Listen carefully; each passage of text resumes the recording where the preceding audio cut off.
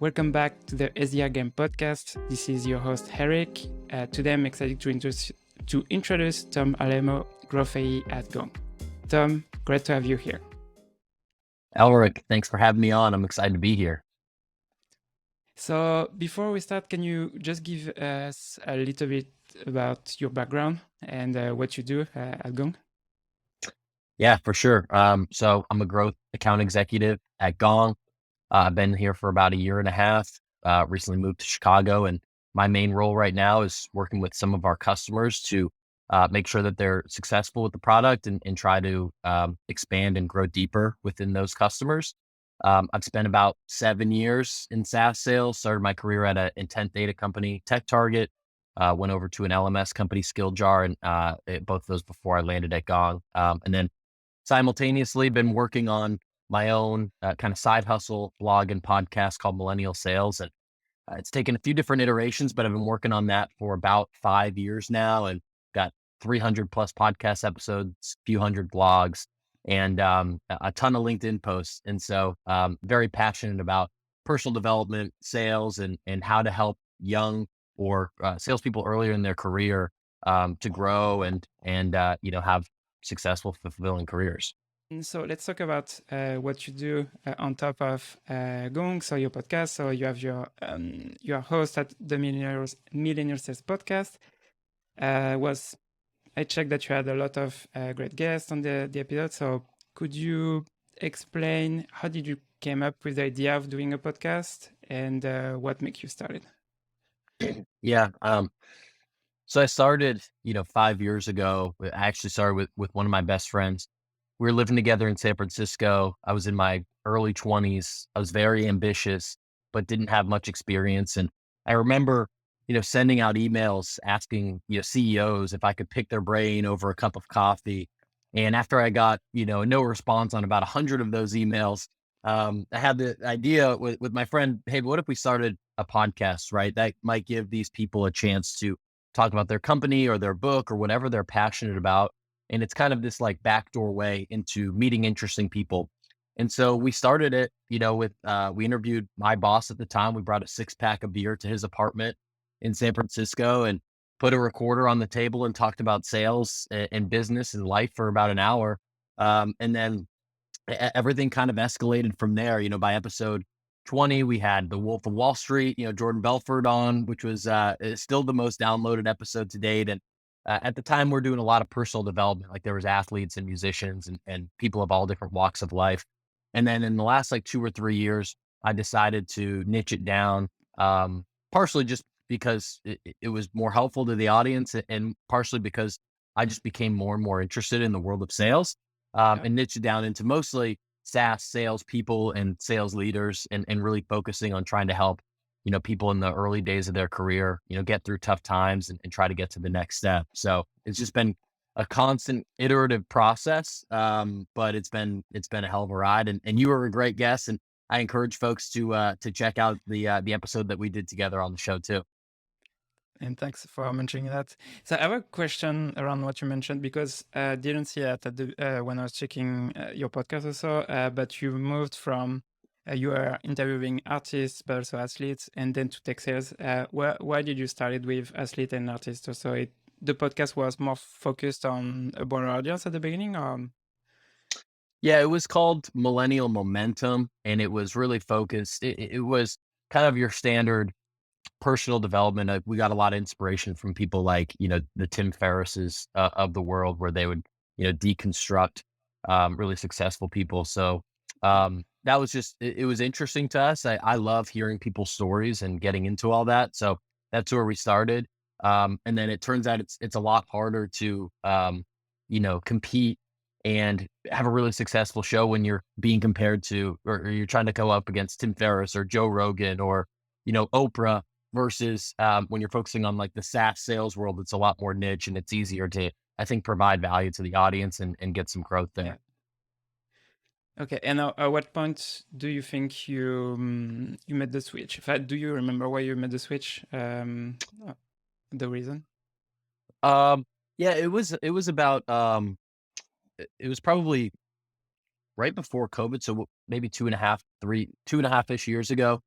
And, I remember I actually got, at the time I was doing all the editing, the recording and the editing and the booking guests and just, I was doing everything again on top of my full-time role and was getting burnt out. And so I took a break from the podcast for a month or maybe a few months. And so when I came back, I was like, all right, I want to do something a little bit differently. And I just personally saw, I thought there was a hole in the sales podcast game. I thought there's a lot of fluff at the time. There just wasn't content that was really compelling to me. And so that's, I found what I thought was the whole of like really trying to get in and really uncover people's that are really successful and break down like especially the first job or the first few years of their career, because I think sales is such a tough gig.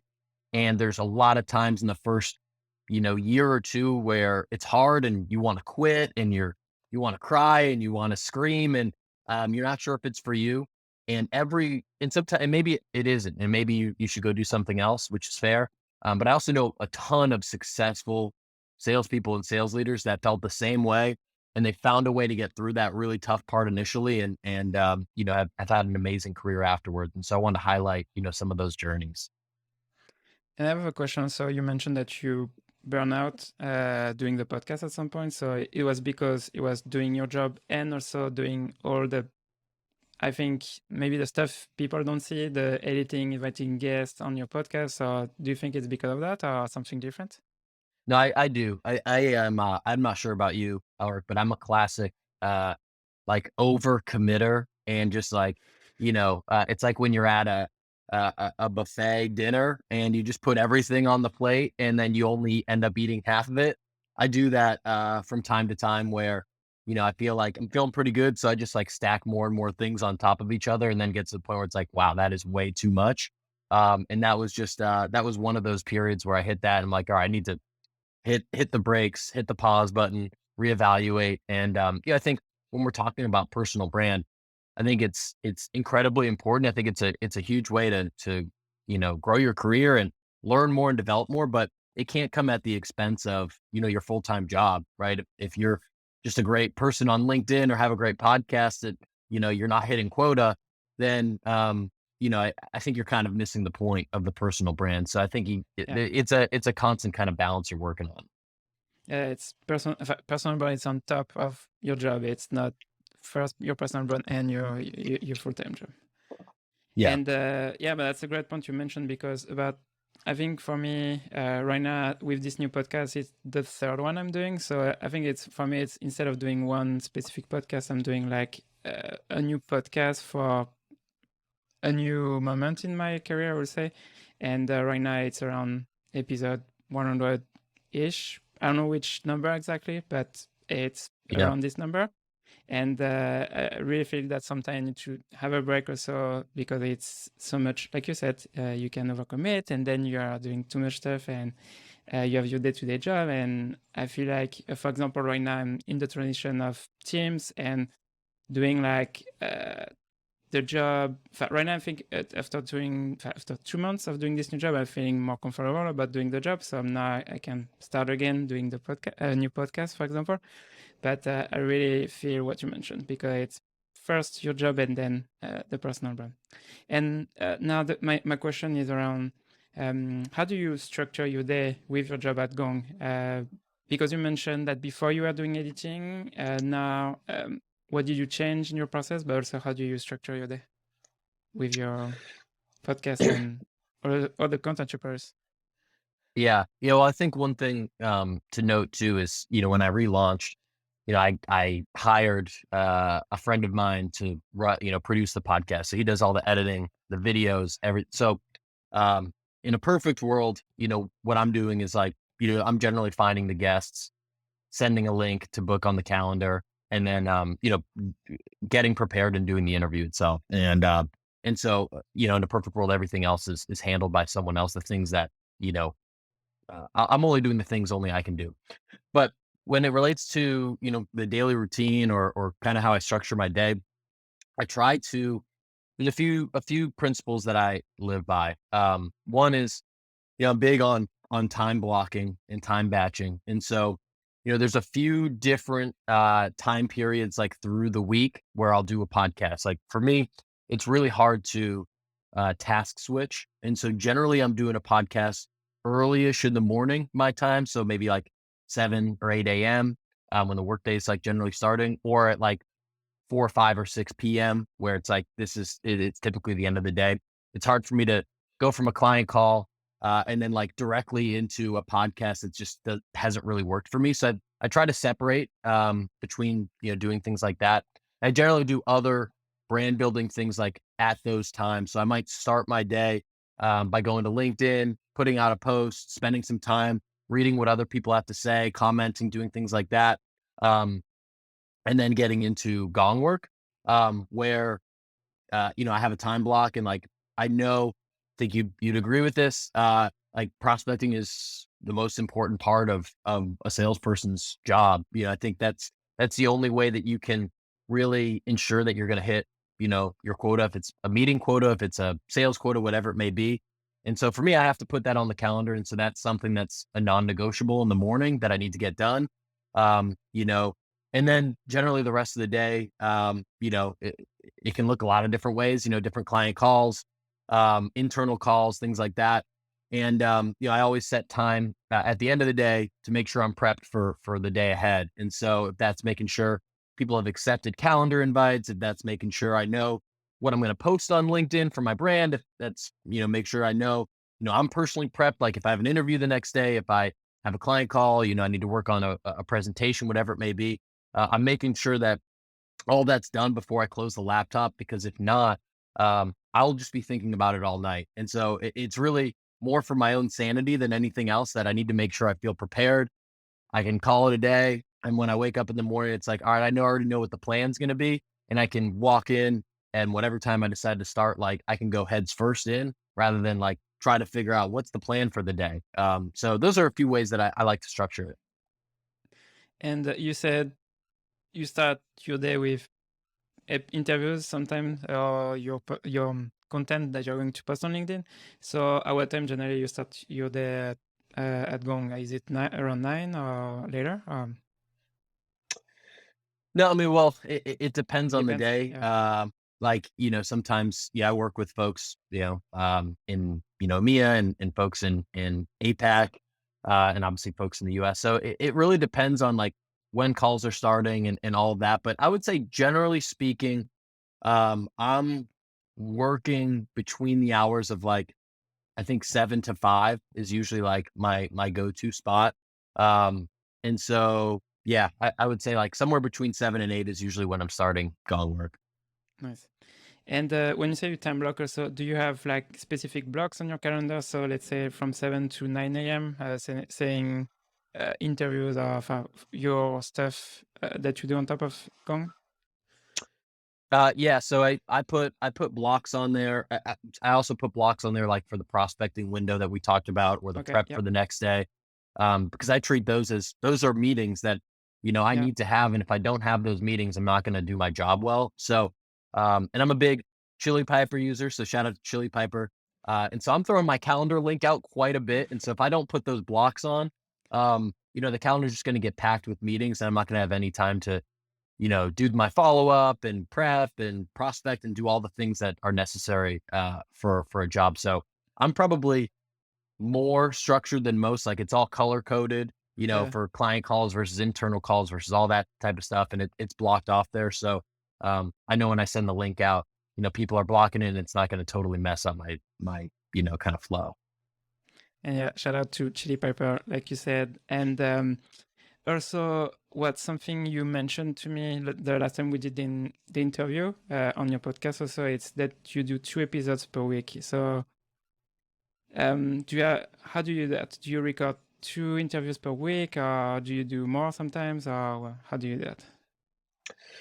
Yeah, I generally do probably it's somewhere between 1 and 3 per week. Sometimes I'll do like throwback episodes as one of the two. So the episode that comes out on Wednesday is always a new long form interview, like the one that we did. And then Yeah. Monday's kind of a variety. So sometimes there's a throwback because I have so many episodes that new listeners have no idea what happened, on the podcast 3 years ago, and a lot of the Yeah. advice is still timely. Sometimes I'll do a solo episode and it's 5, 10 minutes and I'll talk about, hey, here's, 5 good discovery questions to ask or whatever it may be. Um, sometimes I'll get, yeah, it'll be a second interview. It really just kind of depends partially on what I'm feeling, partially on like how much time I have and like if I'm ahead of the game or behind the game. So it's all dependent on that. But yeah, generally I'm having like 1 to 3 interviews that I'm doing per week. Well, okay. That's that's great. Because I know that's a lot. Doing your job and also that on top. So also, you started to talk about content now, and that's something I wanted to cover. Also, it's you mentioned that you can do long format interviews, so the one we did together. You also do solo episode, and then also sometimes you reuse a former, an old episode that you maybe published the first year. And what do you have, what's your strategy with that? Do you have like a schedule in place, or it's more around, hey, let's have this episode again on the podcast, or do you have an idea on your solo episode that you want to do and then you publish it, or what's your process? Yeah, so I have a content calendar that I use Notion for. I just started using Okay. Notion, so take any tips for anyone that uses it because I'm pretty basic. But so I have a calendar, then I try to do my interviews, about 4 to 6 weeks in advance, so that I have time if for some reason I fall behind or if I go on vacation or whatever it may be, that I'm not gonna, fall under that and then not have anything to put out.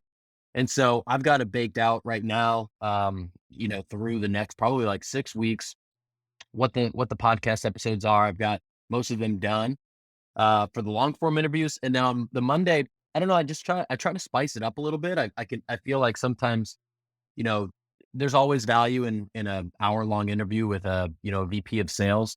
But I like to, you know, mix it up and just see like what's going to work and what resonates with people. So I'll do a short interview and I'll have an SDR on and ask them like, hey, what are the 3 ways that you're booking meetings right now? Because that's interesting to me. Or I'll do a throwback from a few years ago that, you know, was one of my more downloaded episodes, but I've probably gained and lost, a lot of followers in the last like 3 to 5 years. So probably people haven't listened to that one. Like I'm about to do a revisit with Morgan Ingram that I did like 4 years ago, and he told this amazing story. I'm sure people, if they're listening to this, know Morgan. He told this amazing story of how he got started in the content game, and it was like this random dude he sat next to on a Southwest Airlines flight, and I was just like thinking about that. I'm like, man, I bet no one that's following this podcast has even heard that story because it was so long ago. So, all that is to say, I got the calendar, and on Mondays, the Monday episodes, I'm just trying to mix it up and trying to see like what do people end up liking. I'll ask people on LinkedIn when they DM me like, hey, if anything caught your attention, and if I start to see some trends, then I'll try to lean in a little bit more heavily there. And I don't know, it's just more fun for me too that way. I think you got to make it fun as a creator, or else you're going to Yeah. burn yourself out too. No, and I agree on this because if you do the same stuff over and over with the podcast, it could be really boring for you, I would say, to do the same Hmm. stuff all the time. So, and actually, what you mentioned about Morgan,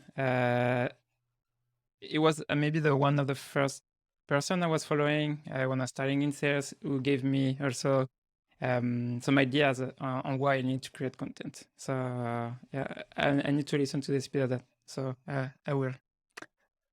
Now I have a question. So how do you find guests? So with me, for example, it was through a referral, but I imagine you have referrals, but do you also prospect guests for your podcast, or now it's more around you just use referrals?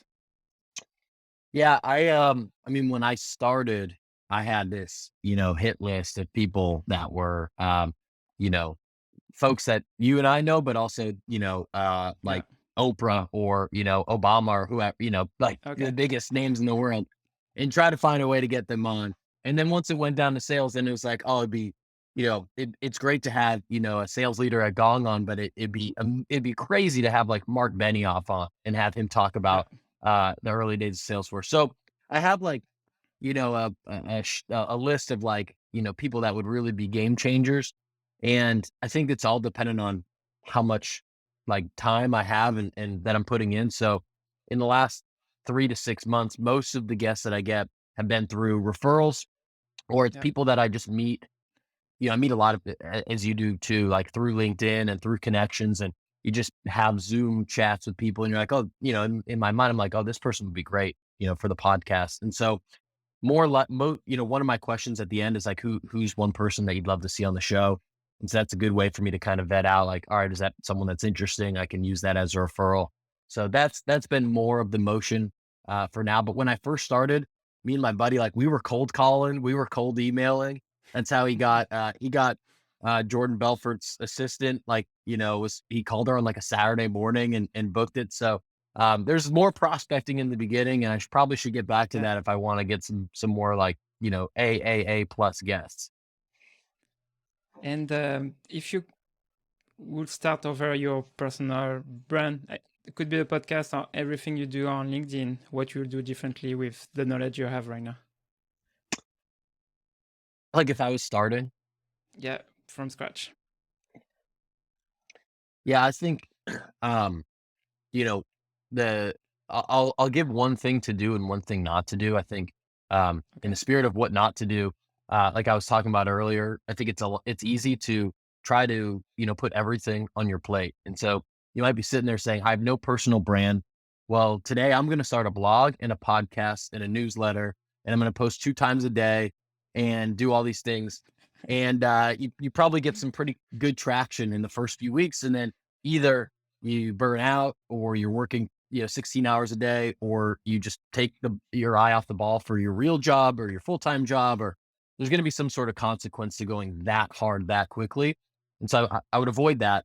And I think the solution to that of what I would do is like, I think consistency matters so much. It's the same in sales. It's like, if you need to, if you're prospecting as an SDR, it's better to send, whatever, make your 50 touches, your 100 touches every single day than it is to do zero one day and 150 the next and 75 and be sporadic. I think there's a lot of value in just like being consistent and letting that success stack up over time. So, practically, maybe you would start and just say, hey, I'm going to spend 15 minutes a day, this week on LinkedIn. I don't even know what I'm going to create.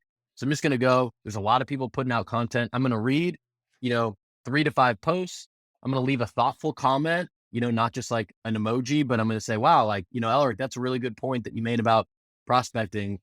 Here's one thing that I do a little bit differently on my subject lines or whatever it may be, and be part of the conversation.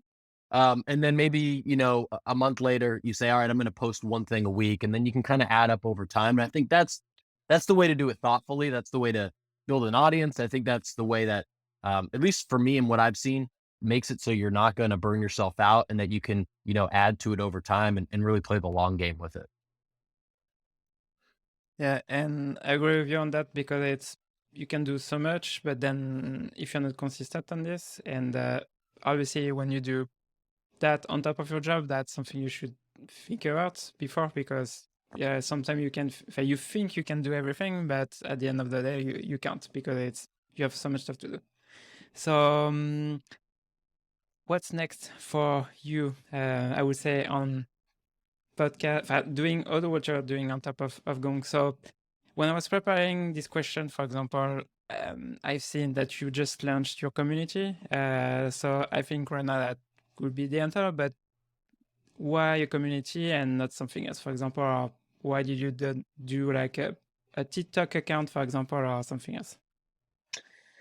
Yeah, so it's a good question. I mean, so the community it's called the Up and Up, and I launched it Yeah, with my friend Anthony Natoli, who's was out outreach for a while. He's at Lattice now, and the focus is on helping salespeople that want to achieve their goals and their quota, but also want to avoid burnout. And we talk about mental health and resilience and things like that.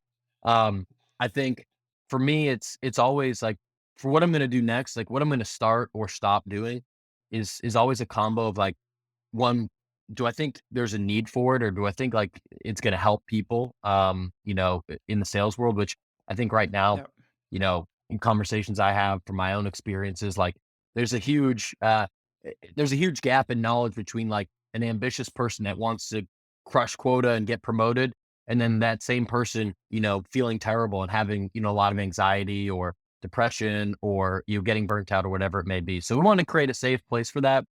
So I think there's a need, and then it's just something that I'm interested in. It's something that I've dealt with, something that I've talked to a lot of people that are really successful that go through the same thing, and so that's what I try to do.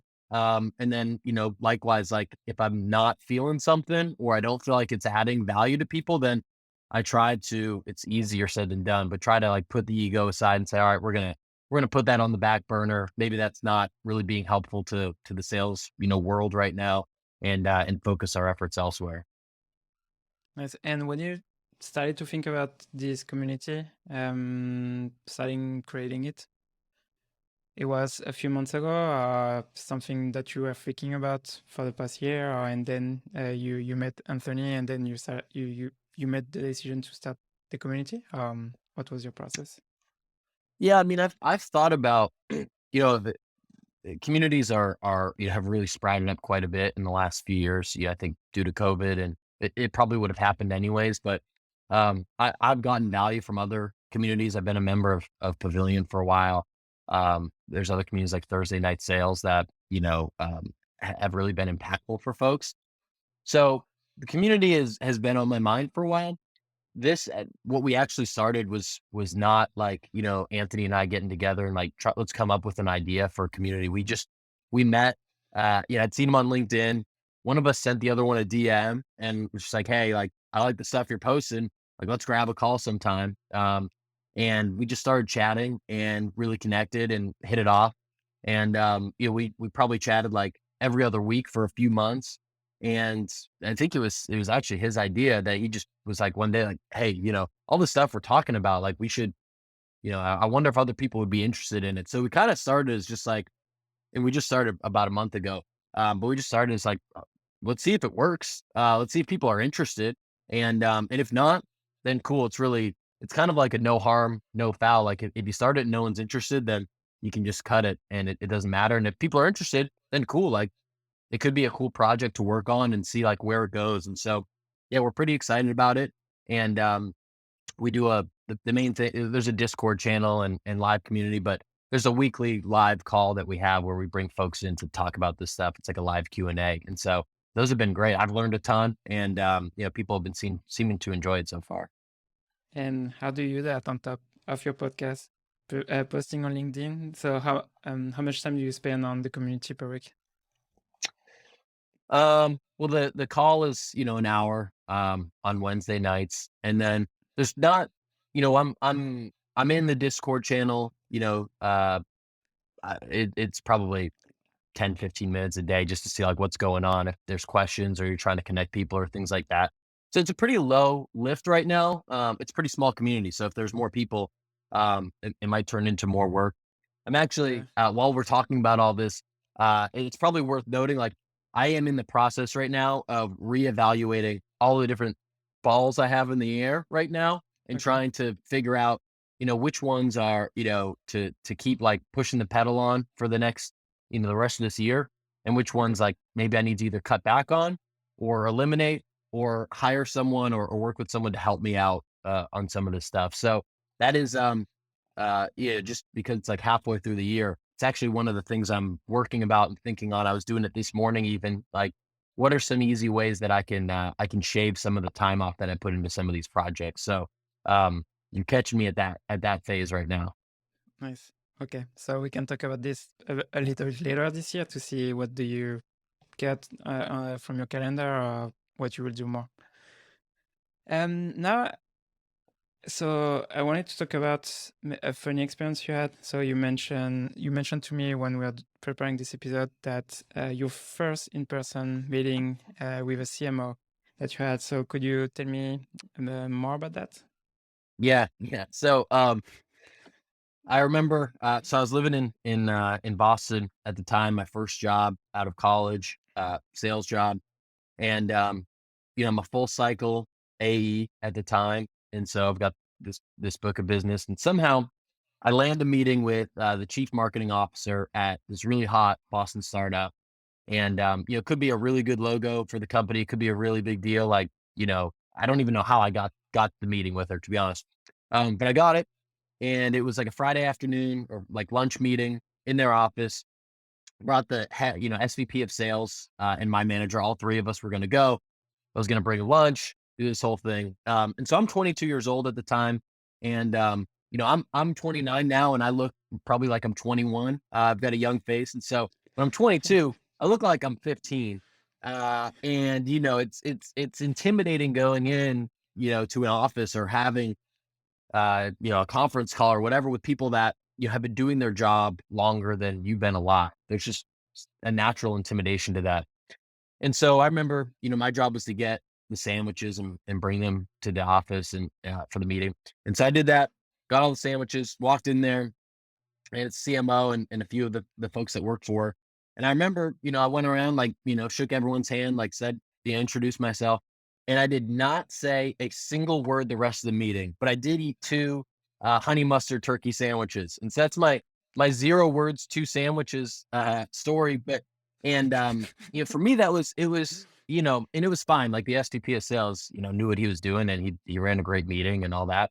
But it was embarrassing to me because here I am, like, I get this great meeting. I'm excited. Like, I want to do well. I'm hungry. You know, early in my career, like, want to make an imprint on the company and have this great opportunity. And I just kind of blow it because I wasn't prepared and I didn't know what to ask. I didn't know what to say. I felt like I had nothing valuable to add to the conversation. And so from that point, the lesson that I took from that was, I need to, if I'm going to go in there, way younger, way less experienced than who I'm selling to, I need to come in like with my proper research done. And so I made sure, that was something that I added to the daily agenda at that point.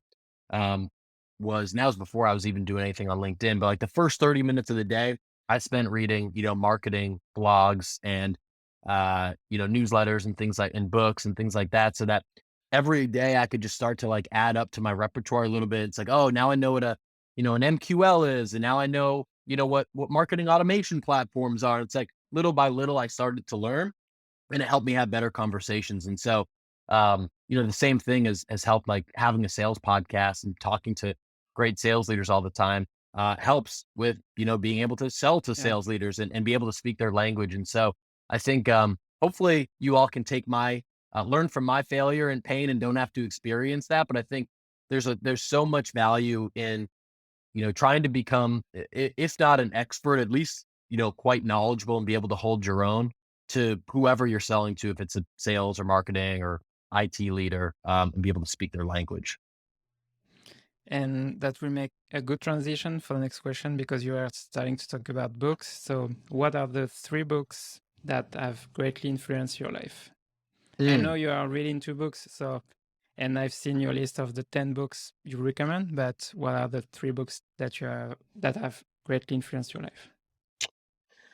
Yeah, number one is To Think and Grow Rich by Napoleon Hill. I found that, I don't know how I found that book, but I found that, I was never a reader. Like I didn't read a single book in high school or maybe even in college. I would just Spark Note everything or Cliff Note everything.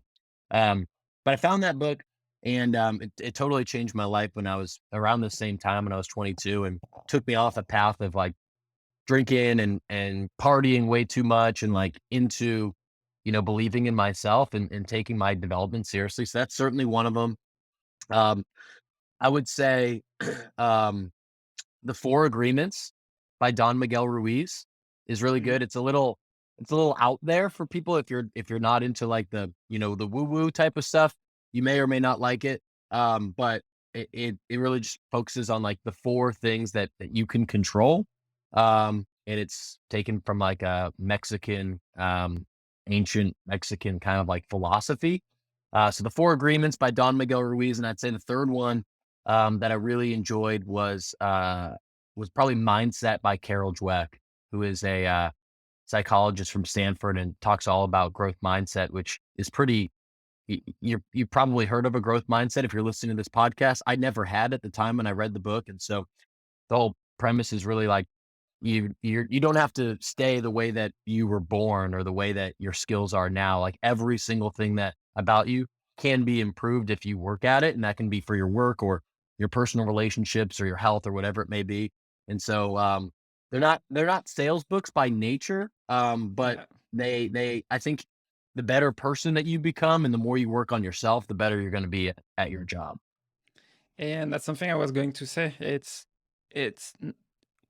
they are not sales books, and that's why also I want to do this podcast around not just prospecting. And I know, for example, in this episode we don't talk about prospecting, but we talk more about you, personal brand, but also career. And that's something I want to show that yes, SDR it's prospecting, but also it's you need to think about what you need to learn. And those books, for example, I think they're a great foundation for someone who's going to listen to the episode because then it can help them obviously outside of their job to be better also in their personal life, but also to change their mindset because I think what I'm seeing also with my team or some people I've managed in the past, it's when you have people making, they are doing something else. They never done, no, how do you say it?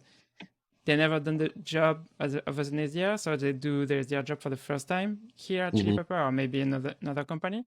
But they need to also adapt to this new job. It's not the same job that they were doing, so now they need to have a new mindset. So yeah, thanks for sharing that. So what advice would you give to a smart new SDR or someone who wants to start in tech sales? And what advice should they ignore? One of each. Yep. Okay. Um, I think the the advice that you should take is, you need to just on the same vein that we're talking about, the more that you invest in yourself and in the skills you develop early on, are going to greatly impact, the success that you have, right? So, think about two different people. Think about one person that, just does their job and they stay at a 6 out of 10 skill level, right? And that's where they are. Then you have person number two who spends, 15 minutes a day or an hour a week developing their skills. And there's a million ways you can do that. If it's listening to podcasts like this, it's reading books, it's taking courses, etc. That person with the skill set that can take their skills from a 6 to a 6.5 to a 7, all the way up to a 9 out of 10, 5 years later will have advanced way far further than the 6 out of 10. They'll be making more money. They'll be at a better company. They'll have more options if they want to, have more flexibility in their life or whatever they want to do. They'll be able to do that. And I think skills and being able to develop your skill set uh, early in your career has a lot of compounding effects. So I would take the Yeah. time. It doesn't feel like work, but it's really important. It's not the same as like sending an email, but it's greatly important. I think the advice to ignore, and this is just from my perspective, is to um, I would always take, you know, like in if someone in leadership is telling you to do something because it's the way it's always been done, right? I would always take Yeah. that with a grain of salt, and I would always kind of look at things as an A/B test. And if something doesn't quite measure up to you, and your boss is saying, "Hey, we need to make 50 calls a day, or we need to send 25 videos a day, or whatever it may be that maybe isn't sitting right with you, or maybe it's not vibing and you're not doing a great job." I wouldn't say just disregard it. That's not a good strategy. But I would take some time and A/B test. And if you have a hypothesis and say, hey, all right, I'm going to do what Elric thinks is the right way first. I'm going to spend an hour or two trying to do it the way that I think is the right way, and let's bring some data to this. And like maybe I'm completely wrong, and I'm just afraid to cold call. And I need to get over that, and that could be true. Or maybe I just found a totally innovative way to do the job differently, because sales is always evolving. And I found this great way to do book meetings with a LinkedIn audio message. My boss doesn't even know that exists. And so I'm bringing that to the table and adding a ton of value to the company and to the team. And so if someone's just mandating, hey, this is the only way to do it, this is the only way it's going to work, you have to use this email template, you have to structure your day like this, I would always respectfully kind of question that and try to find the route that's going to work the best for you and for your team. Yeah, exactly. Because if you're just waiting to do what you're supposed to do, so it can block you, I would say, in your growth also, because you are just doing what you're supposed to do. And Yeah. but I completely agree on what you mentioned, to involve your manager in this. You say that don't disregard what they told you, because it's, if you need to do 50 calls 50 days a day, you need to do them, but on top of that, do the rest. Because I know some managers, they are really focusing on activities instead of results. For me, it's more about the results, and we can figure out together, the number of activities we can work on. But I think you need, it depends on your manager. You can Yeah. do whatever you want to. Um, in the last 5 years, what new belief, behavior, or habit has most improved your sales career? Hmm. That's good. I think, I think for me, this is gonna sound, like, maybe unimportant to some people, but, there's kind of 2 on top of each other. One is that, I wake up and go to sleep earlier, now than, when I first, 5 years ago. And for me, there's that quiet time in the morning, and for some people, it's the reverse. They like to do this in the afternoon or the evening, which is totally cool. But for me, there's this quiet time in the morning, before I'm getting Slack messages, before I have client calls, before, my boss needs something or whatever it may be, that I can get some really productive work done. And if that means that's when I'm prospecting or putting a deck together or doing something for the podcast or whatever is important to me that day, I can really take advantage of that quiet time. And on top of that, one thing that I do is, I am in my cell phone is in airplane mode the first 30 to 60 minutes of the day. And, I remember early in my career, I wouldn't do anything like that.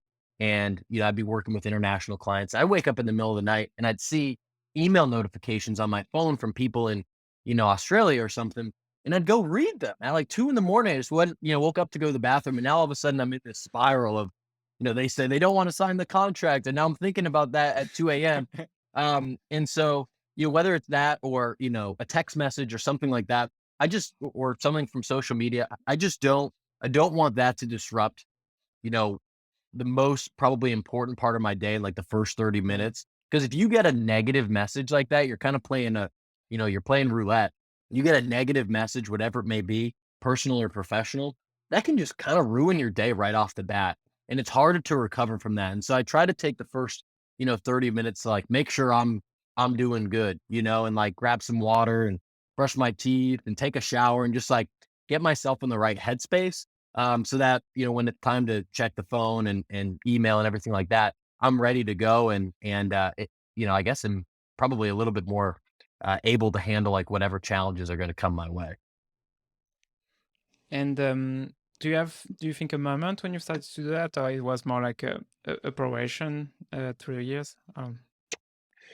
Um, I mean, I definitely remember that time period where I was like, checking email and text and this and that, like in the middle of the night.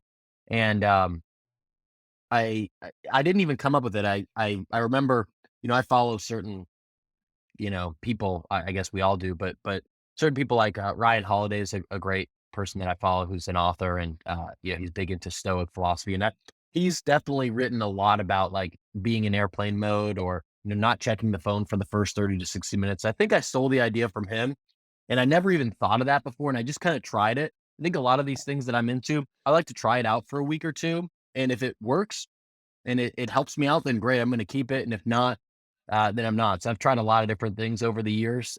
Some have stuck and some haven't, but that one has been important. And I've had a lot of friends that have heard me talk about that and say, "Oh, I just started doing that." And like, it's a great way to start the day. I really appreciate you sharing that. So that's one that I think sticks. And I think we can all agree that we're getting pinged more than we'd want to. Again, social media and email and everything. And so just having a little bit of that quiet time before all that stuff happens is, I think, only a benefit. Nice. Well, we are at the end of the interview, Tom. So thanks for everything and for sharing how you do personal brands for you, your podcast and everything. So I think that for SDR people who want to start thinking about that, I think that will be super helpful, because I think from your perspective, doing still in the trenches, but then also doing that on top of your job. I think that was super interesting. So thanks for everything. Yeah, thanks for having me on, Elric. Excited for everything that you're doing for SDRs out there. You got a lot going on too with the podcast and the newsletter and on LinkedIn. So I'm impressed with what you're doing, and yeah, just grateful to be on the show today.